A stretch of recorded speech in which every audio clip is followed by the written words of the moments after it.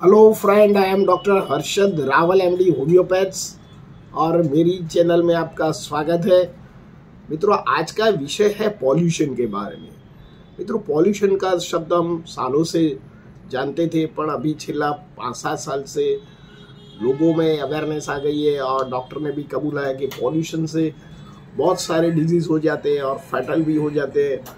तो इसको कैसे तरह उसको प्रिवेंट किया जाता है और इसके लिए आप कौन से फैक्टर है ये जवाबदार है और कौन से कॉज है और आप क्या घर में भी क्या कर सकते हैं और होम्योपैथी के लिए कौन सा बेस्ट मेडिसिन है, इसके बारे में हम चर्चा करेंगे। मित्रों, पॉल्यूशन मीन्स जो हमारी हवा होती है, तो जीने के लिए हमको ज़्यादा ऑक्सीजन चाहिए और जो ऑक्सीजन शरीर में प्राणवायु जो होता है, हमारा शरीर में ऑक्सीजन से कार्बन डाइऑक्साइड छूटा पड़ता है और शरीर की चयापचय नॉर्मल करते हैं। पर अभी जो हमारे जो मेट्रो सिटी है या छोटे सिटी है और अभी तो गाँवों में भी पॉल्यूशन की मात्रा पहले से बढ़ गई है, क्योंकि जो मिक्स ऋतु में ज़्यादातर पॉल्यूशन होता है।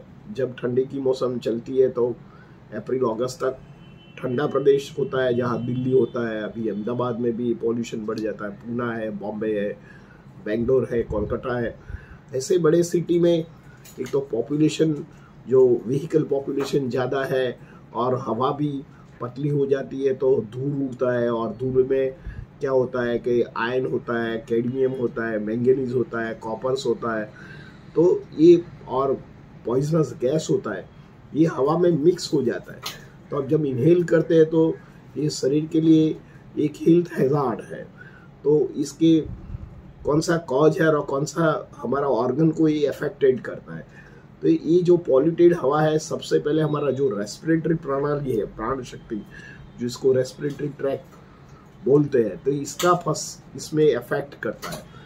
तो पॉल्यूशन ज़्यादा होता है तो एक तो पहले छींके आती है, नाक में से पानी आ जाना, गला भारे हो जाना, बोलने में दिक्कत आ जाती है, कफ एंड कोल्ड रहता है, ड्राई कफ रहता है, दर्दी को सांस लेने में तकलीफ होता है, जिसको एलर्जिक ब्रोंकियल अस्थमा भी बोलते हैं, और ब्रोंकाइटिस भी हो जाता है। यही कॉमन सिम्टम पहले दर्दी को आते हैं। सेकेंड थिंग, ये जो ज़्यादा बढ़ जाता है तो रेस्पिरेटरी ट्रैक में COPD means chronic pulmonary disease हो जाता है और कई बार लंग्स फाइब्रोसिस हो जाता है।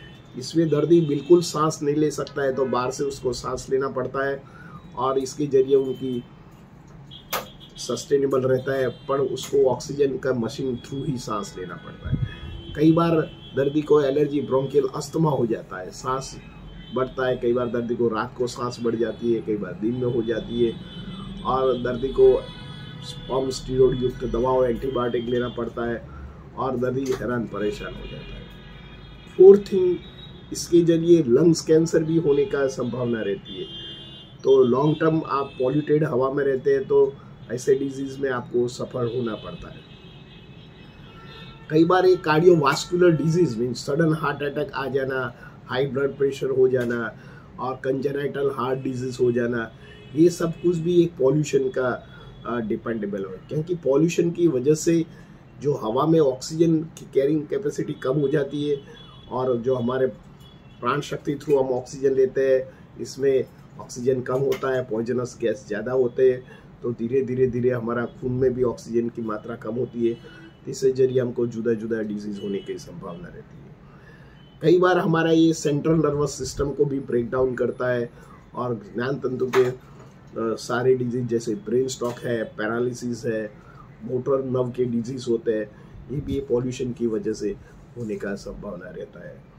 मित्रों, कई बार जो एलर्जी होता है तो एलर्जी भी जो है पॉल्यूशन होता है। कई बार सर्दी में सर्दी हो जाना, जुकाम हो जाना, सीरस निकलना, कई बार सोराइसिस निकलना, चमड़ी का डिजीज हो जाना, हेयर फॉलिंग्स होना, ये सब कुछ भी पॉल्यूशन की वजह से। पॉल्यूशन की वजह से प्रीमेच्योर डेथ होता है। कई बार जो न्यूमोनेटिक पैच हो जाता है या लंग्स फाइब्रोसिस हो जाता है, तो इसमें भी दर्दी को प्रीमेच्योर डेथ हो जाता है। कई बार लेट डायग्नोसिस होता है तो इसका भी कारण हो सकता है।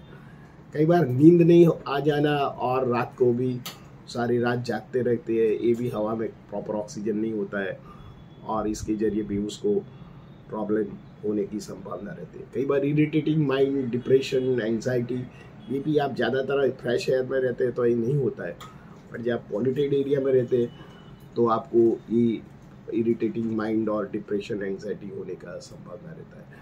मित्रों, ये जो सारे होते हैं जो पॉल्यूशन की वजह से हमारे डिजीज हो जाता है। तो पॉल्यूशन के बचने के लिए क्या करने का आपको रहने का, तो सिटी में तो जब भी ठंडक आए तो आपको दो लेयर वाला मास्क पहनना चाहिए, रेगुलर एक्सरसाइज करना चाहिए और कॉन्सनट्रेट ऑक्सीजन लेना चाहिए।